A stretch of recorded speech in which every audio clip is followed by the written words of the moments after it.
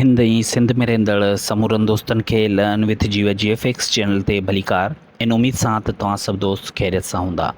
जीअं त अॼु जेको मॉडल पेपर पहिरियों आहे इन हवाले सां आहे त असांजे जेके सिंधी अदीब ऐं शाइर लेखक मौक़िक़ आलम उन्हनि जो जेको प्रोफाइल आहे या उन्हनि जे बारे में जेके अहम MCQs ईंदा मुख़्तलिफ़ टेस्टनि में, चाहे उहे टेस्टूं SST HST या लेक्चरर या सब्जेक्ट स्पेशलिस्ट जूं हुजनि या CSS लेवल जूं हुजनि त उनमें इहे MCQs तव्हांजे लाइ मददगार साबित थींदा।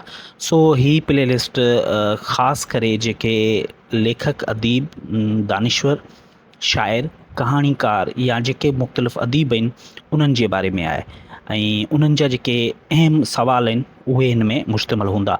जेकॾहिं तव्हां मां को दोस्त हिन चैनल ते नओं आहे त हू डिस्क्रिप्शन में ॾिनल मुख़्तलिफ़ प्लेलिस्टनि जा लिंक आहिनि उन्हनि में वञी करे सिंधी ग्रामर ऐं सिंधी दौर ऐं 7, 8 ऐं 9, 12 क्लास जा जेके अहम सवाल आहिनि उन्हनि खे ॾिसी सघे थो। उहे लेक्चर हुन जे लाइ लाभाइता साबित थींदा।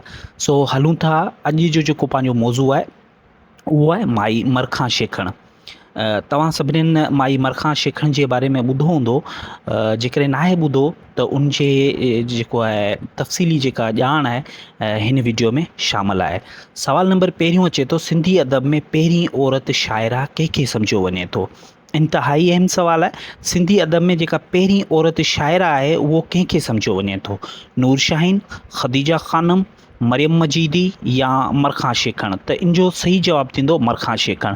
सिंधी अदब में जेको पहिरीं औरत शाइरा आहे उहा मरखां शेखण आहे। सवाल नंबर ॿिए तरफ़ अचूं था, मरखां शेखण जो तालुक़ कहिड़े ज़िले सां हो? मरखां शेखण जेका हुई उहा कहिड़े ज़िले सां वाबस्तगी हुई उनजी? हैदराबाद, बदीन, टंडो मोहम्मद ख़ान, ठठो? त इन जो सही जवाबु थींदो बदीन।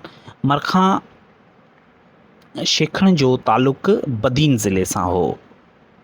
सवाल नंबर 3 तरफ़ अचूं था, मरखां शेखण सिंधी अदब में कहिड़ी सिन्फ़ जी मशहूरु शाइरा हुई? मरखां शेखण जेकॾहिं शाइरा हुई त उहा कहिड़ी सिन्फ़ जी मशहूरु शाइरा हुई?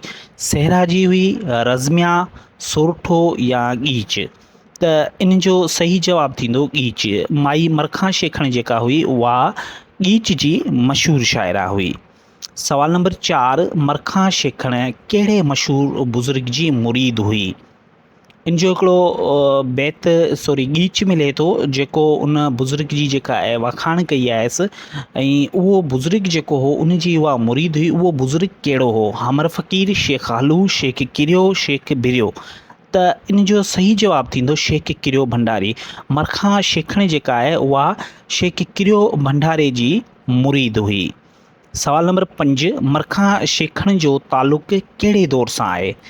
सिंधी अदब जा जेके दौर आहिनि, सूमरा दौर आहे, समा दौर आहे, अरगून आहे, राय आहे या ॿिया मुग़ल, कलोड़ा, टालपुर मुख़्तलिफ़ दौर आहिनि।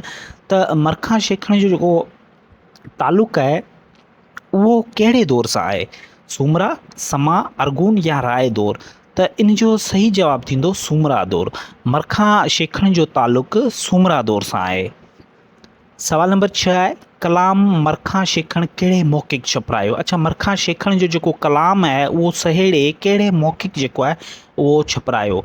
मशकूर फुलकारो, डॉक्टर अब्दुल जब्बार जुणेजो, मोहम्मद सुमार शेख या भेरूमल ग़रीब? त इन जो सही जवाबु थींदो मोहम्मद सुमार शेख। मोहम्मद सुमार शेख जो तालुक़ बि बदीन ज़िले सां आहे ऐं मोहम्मद सुमार शेख हिकु तारीख़दान ऐं मौक़िक़ बि हुआ। उन्हनि जेको आहे माई मरखां शेखण जो जेको कलाम आहे उहो छपरायो या सिंधी अदब में मुतारिफ़ करायो। त ही हुआ अॼु जा अहम सवाल मरखां शेखण जे हवाले सां। इंशाल्लाह ईंदड़ वीडियो में वरी कंहिं नए लेखक या अदीब साण गॾु थींदासीं। तेसीं ताईं पंहिंजो ख़्यालु रखिजो ऐं पंहिंजी तयारी जारी रखिजो। सिंध सलामत, साथ सलामत।